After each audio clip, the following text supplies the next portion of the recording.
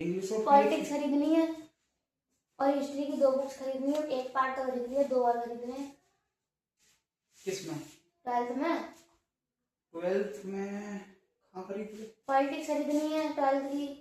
History तो खरीद ली, 2 part रह गए हैं, वो खरीदने हैं। और इकोनॉमिक्स लेने हैं बस। इकोनॉमिक्स में कौन सा टॉप वो चल रही है बुक? पता नहीं। हाँ ठीक है ना, इकोनॉमिक्स लेने हैं। ठीक है। यही चल रही होंगी, प्राइवेट थोड़ी चलेंगी। किसमें? यही चल रही होंगी। हाँ यही चलेंगी। देख मेरी बात सुन, प्रॉब्लम क्या है? इकोनॉमिक्स की अगर पुरानी बुक्स मिल जाए तो पुरानी ले लेना। मतलब ये गजेंद्र वगैरह से 12th वाले बच्चे हैं। आप मंगा लो, मेरे को दिलवा देना, मैं नहीं दूंगी। हाँ फोन कर, ठीक है। जब तक के लिए अगर तेरे को चाहिए तो ले लेना। नहीं मैं तो खरीद वैसे भी वो लूंगी। कल परसों तो आने वाला है। काय के लिए? आएगा डिस्कशन में। कौन सा डिस्कशन? पेपर नहीं हुए हैं उसके। अच्छा, सब आएंगे फिर? कौन? सब। हाँ सब आएंगे, रिजल्ट वगैरह हो जाएगा इनका, उसके बाद देखते हैं क्या हुआ। रिजल्ट कहाँ आएगा अभी? रिजल्ट तो लेट आता है। रिजल्ट लेट आएगा, अभी कुछ टाइम से मैंने बोल के रखा हुआ है आओ, तो वो आएंगे, देखते हैं। चल शुरू करें? तो तभी मंगा लेना, बोल रहे हो। हाँ मैं तक देख सर उनके बोर्ड के पेपर भी मांग लेना, मैं तो रखी होंगी। बोर्ड के पेपर दिए नहीं है तो इसको पहुंचे नहीं तो सब। नहीं नहीं, तो मुझे याद दिलाएगी। वो तो रखे ही होंगे, मैंने वो भी मंगाई ना सारी। ठीक है देख मेरी बात।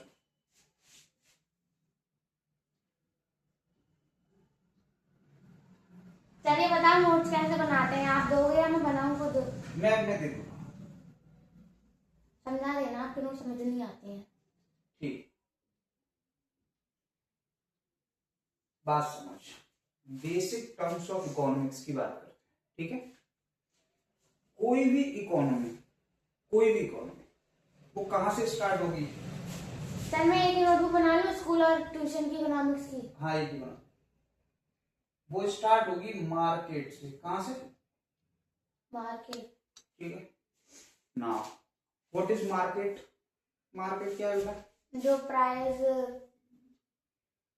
एडजस्ट करता है, और मतलब प्राइस एडजस्ट नहीं करता। मार्केट में मतलब कई सारी शॉप, बायर्स और सेलर्स हाँ, होते हैं। मार्केट इज अ प्लेस जहाँ पर बायर्स और सेलर्स होते हैं, on which buyers and seller meet for profit transaction. ठीक है, बात समझ। अब मार्केट कैसी भी हो सकती है, जैसे फिजिकल हो सकती है हमारी वाली मार्केट,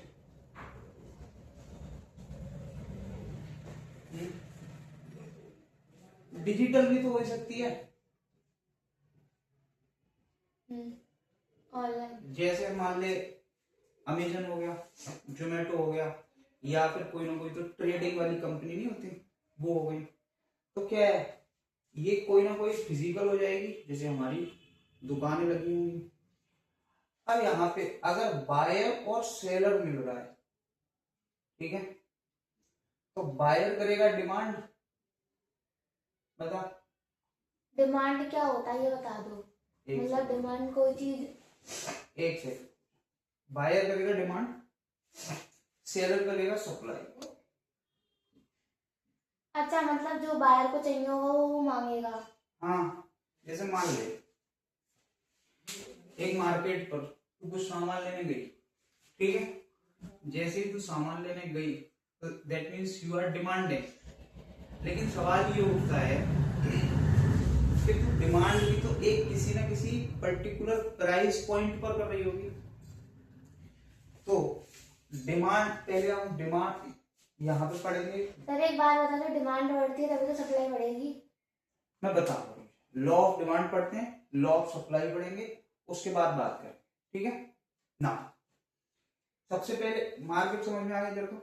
मार्केट में बायर और सेलर मिलेंगे फॉर देयर ट्रांजेक्शन, ठीक है। बायर्स की अपनी डिमांड होगी एंड सेलर्स जो होगा वो सप्लाई को कैरी फॉरवर्ड करेगा। नाउ पहली बात आती है कि लॉ ऑफ डिमांड क्या होता है। देखो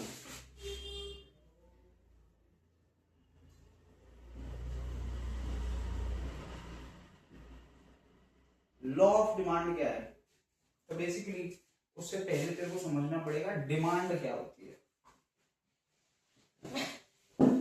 डिमांड का मतलब होता है the entity, the goods and services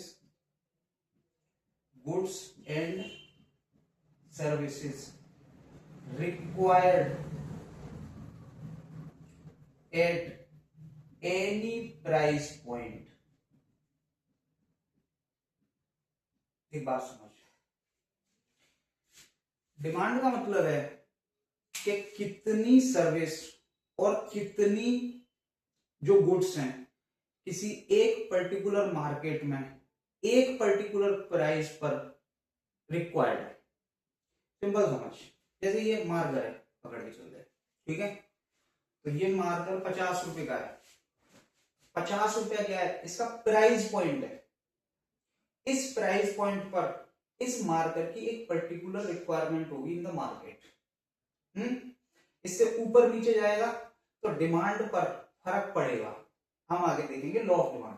आगे बात समझ में, डिमांड आ गई, एक प्राइस पॉइंट पर कितनी particular goods and services required है, this called the demand of the product in the market. मतलब जो डिमांड है वो प्रोडक्ट की प्राइस पर डिपेंड करता है, ये तो है। हाँ, डिमांड प्राइस की प्रोडक्ट पर डिपेंड करता है, बाकी के अदर फैक्टर्स पर भी डिपेंड करता है, उसके बारे में हम डिस्कस करेंगे, ठीक है। ये बात अगर किसी प्रोडक्ट की प्राइस कम है तो डिमांड ज्यादा होगी, मैं बता, ये बात आगे डिमांड आगे पकड़ो ना। डिमांड किन किन फैक्टर्स पर डिपेंड होगा, इतनी बात आगे पकड़ में तेरे को, तो मैं तेरे को आगे सुना डालो मतलब लिखना नहीं। हाँ लिख ले।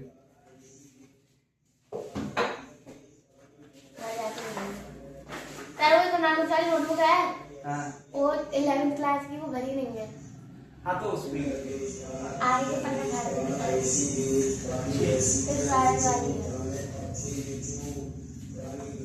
ना the factors on which demand. ना संजना की नोटबुक चेक करी थी, लाइन में थे। हाँ उसमें उसकी और मेरी नोटबुक में क्या क्या फर्क मैं है? बाद में नहीं जरा भी बता। किसमें, अब मुझको याद थोड़े ना होगा बेटा, तू खुद सोच। मुझे याद होगा क्या ना, आपने चेक करी थी ना। देख, now the factors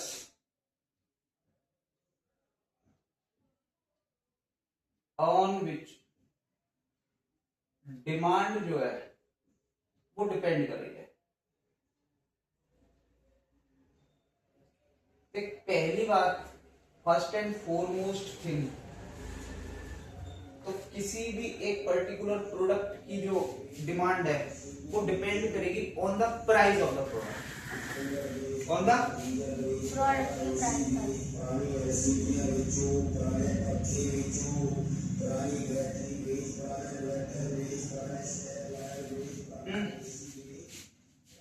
अगर मान ले कि एक प्रोडक्ट है, उस प्रोडक्ट की प्राइस बढ़ गई। इसकी डेफिनेशन भी तो यही थी ना। हाँ, इसकी डेफिनेशन अलग थी। डेफिनेशन अलग थी, मतलब तो यही था। हाँ, इधर देख, प्राइस ऑफ द प्रोडक्ट का मतलब क्या होता है कि जैसे मान लीजिए मार्केट में मैं गया, एक प्राइस था, इसका प्राइस गया बढ़, मार्कर का 100 रुपए का हो गया 50 की, तो डिमांड क्या होगी, घट जाएगी। और जैसे ही क्या हुआ कि बेसिकली इसका प्राइस जो है वो डाउन गया, डिमांड बढ़ गई। आगे बात सुन, और किसी बात पर डिमांड करेगी, प्राइस ऑफ द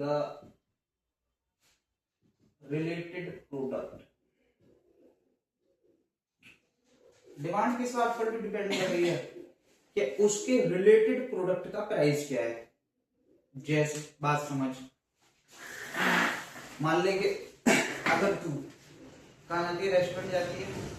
तो रेस्टोरेंट गई, जाने के बाद में तूने खाया पिज्जा, ठीक है, पिज्जा के साथ में कोल्ड ड्रिंक भी तो पिएगी।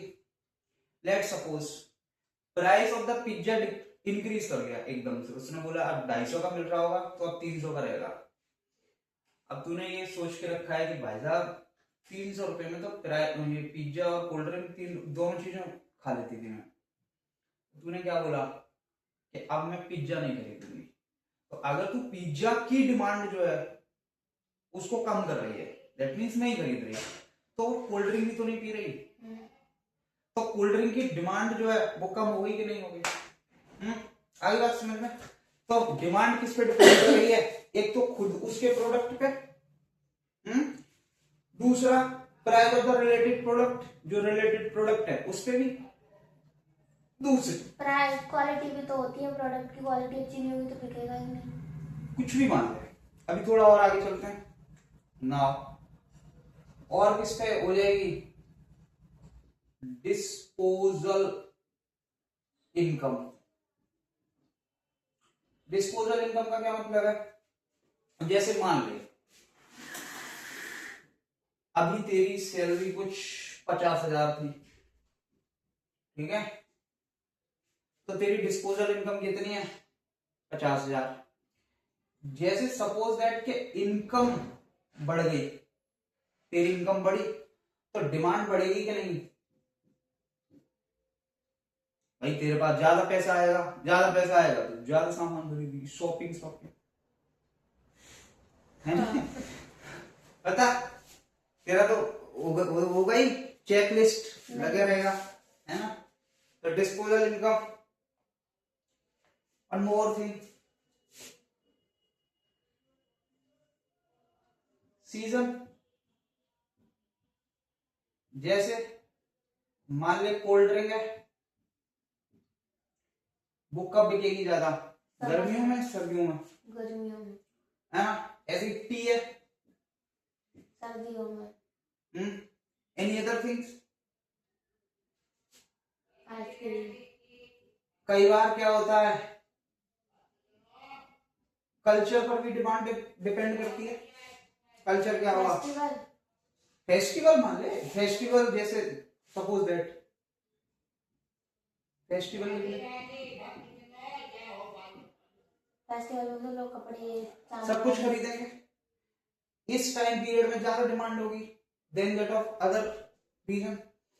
तो इन तमाम फैक्टर्स पर आपकी डिमांड, एन नंबर्स हो सकते हैं ना डिमांड के, कोई भी सीजन होगा, कुछ भी होगा, टेस्ट एंड प्रेफरेंसेस जैसी चीज भी हो सकती है।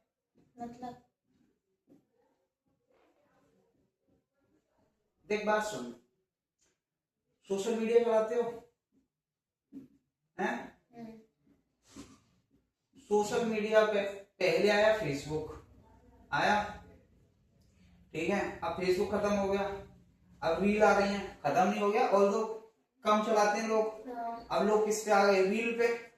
तो अभी क्या चल रहा है? इंस्टा। दैट मीन्स लोगों का टेस्ट और प्रेफरेंस जो है वो चेंज हो गई। ऐसे कोई भी एक प्रोडक्ट है, उसकी टेस्ट जो है और प्रेफरेंस चेंज हो सकती है। जैसे पहले के लोग हॉर्स को,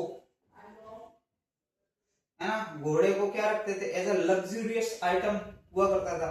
आज लोग हो सकता है कार पसंद कर रहे हो। तो the demand of a product is depends on the N numbers, है ना, कोई भी कॉज हो सकता है, ठीक है। लेकिन in the economics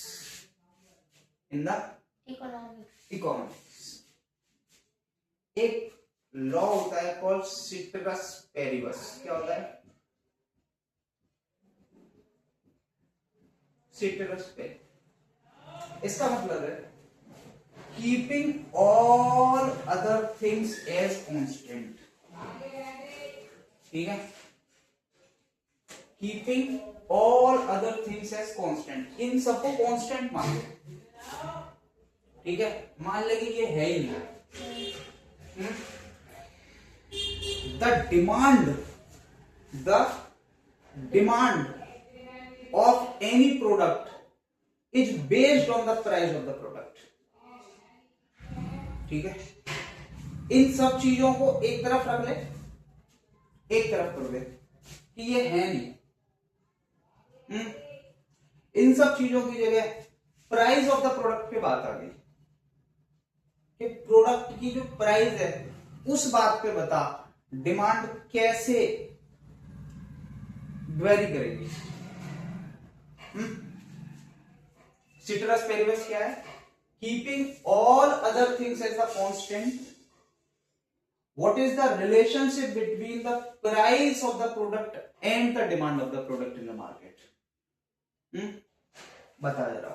citrus Paribas में क्या है? Keeping all other things as the constant, ये सारी चीजों को भूल जाके इनमें से भी कोई चीज है प्राइस पर डिपेंड करेगा, and this is called law of demand. क्या बोलते हैं इसको? सिटरस पेरिबस को बोलते हैं law of demand. Law of demand. Law of demand क्या है कि whenever the price of the product will increase, the demand will decrease. Demand decrease. Whenever the price of the product decrease, demand increase. Demand आगे बात सुन ना। अगर मैं इसको ऐसे लिखूं that the price of the product is inversely proportional to the quantity required. Inversely क्या होता है? इनवर्सली का मतलब है कि बेटा देख, दो तरीके के प्रोपोर्शनल होते हैं, एक डायरेक्टली और एक इनडायरेक्टली। इनवर्सली प्रोपोर्शनल का मतलब क्या है कि अगर प्राइस जो है वो बढ़ रहा है, एक एंटिटी है वो इनवर्सली प्रोपोर्शनल में है, दोनों के रिलेशनशिप इनवर्सली प्रोपोर्शनल है। दैट मींस एक बढ़ रहा है, एक बढ़ रहा है, एक घट रहा है। अगली बात समझना। और अगर डायरेक्टली प्रोपोर्शनल होगा तो एक बढ़ेगा तो दूसरा भी बढ़ेगा, दूसरा घटेगा। अगली बात समझना ना, मतलब इनवर्सली में अपोजिट होता है और डायरेक्टली में सेम। हाँ, ये वाली बात पकड़े में अभी। ये क्या लिखा? Quantity demand. हाँ, क्वांटिटी रिक्वायर्ड। अब मैं ग्राफ बना लूं, रिक्वायर्ड क्वांटिटी बनाया है। हाँ, तो वो सेम, ठीक। फिर तो साइन भी अलग बनता होगा ना। ये सेम बनता है, ये ऊपर आ जाएगा। जैसे क्या बोलते हैं इसको, price directly proportional to supply, ये बना ठीक है। आगे ना लिख, इसको लिख। नोट्स आप दोगे ना? हाँ, मैं देता हूँ। पहले ये इस लिख के क्या करना है? तो हटा तरफ ले।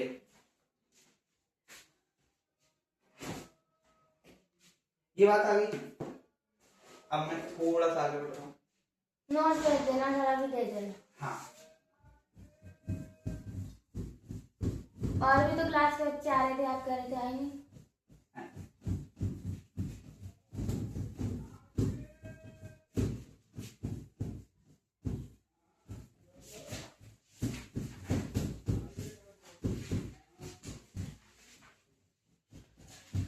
बुक में कितना छोटा दिया चैप्टर।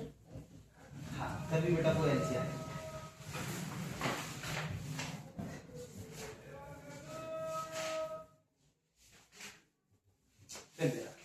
ये वाला चैप्टर पढ़ना है दूसरा। हाँ, क्योंकि ग्रेट डिप्रेशन तो कल पढ़ाता है। इधर देखो,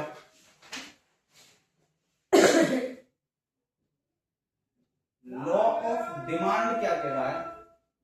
law of demand is saying if price is increasing the demand decrease कर रहा है। इफ प्राइस जो है वो डिक्रीज कर रहा है, डिमांड क्या कर रहा है? इंक्रीज कर रहा है ना, एट एनी प्राइस पॉइंट। ठीक है, अब सुन रहा, P is inversely proportional to this। यही थी बात। अगर मैं इसका ग्राफ खींचूंगा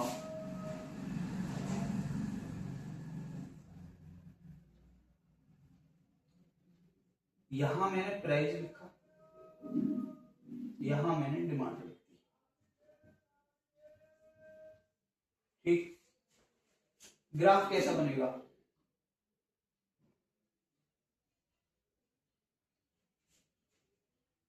ऐसा बनेगा, सीधा जाके ऐसे। देख, अगर प्राइस हाई है, प्राइस हाई,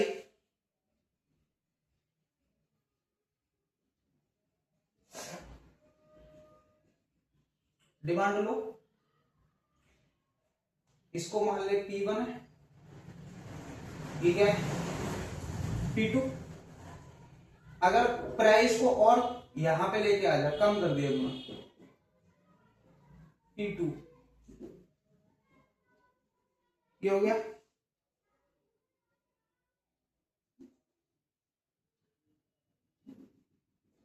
डिमांड बढ़ गई। If price decrease, demand increase।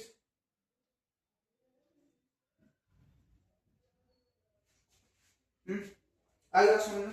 ये ऐसे बनाया या ऐसे? सी टाइप में तो बनाया ही। हाँ, ये बनेगा ना बेटा, डायरेक्ट इनडायरेक्टली प्रोपोर्शनल का कर्व ऐसे बनता है graph. Now by any chance, suppose that, जैसे मान ले कि एक प्राइस पॉइंट था, ठीक है, तो प्राइस ऑफ द प्रोडक्ट वो इंक्रीज कर गया, ठीक है, तो डिमांड क्या करेगी?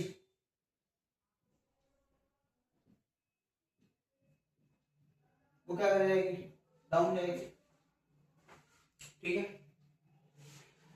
मान ले कि द सेम प्राइस पॉइंट था, ठीक है, अब तेरे पास क्या हुआ कि पैसे ज्यादा आ गए बाई एनी रीजन, तेरी इनकम बढ़ गई या कुछ और हो गया, तो उस कंडीशंस में अगर प्राइस बढ़ा, सेम रहा, तो डिमांड क्या करेगी? तू बढ़ा देगी ऑन द सेम प्राइस यहां पे।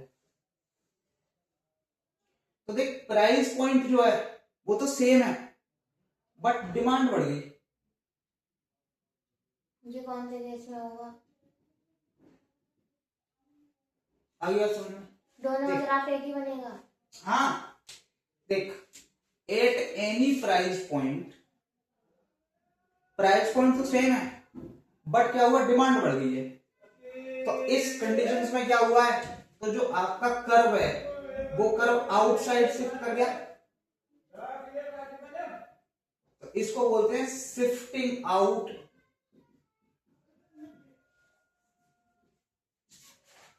The curve.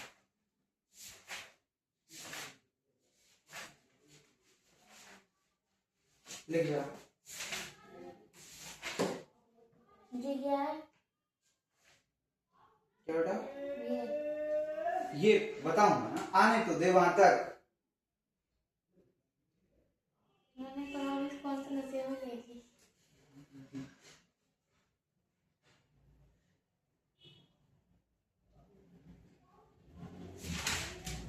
आप तो कह रहे 12th की इकोनॉमिक्स बहुत इजी है, इससे अच्छा 9th 10th उसकी 11th की गई है, इसमें तो कुछ समझ में नहीं आ रहा।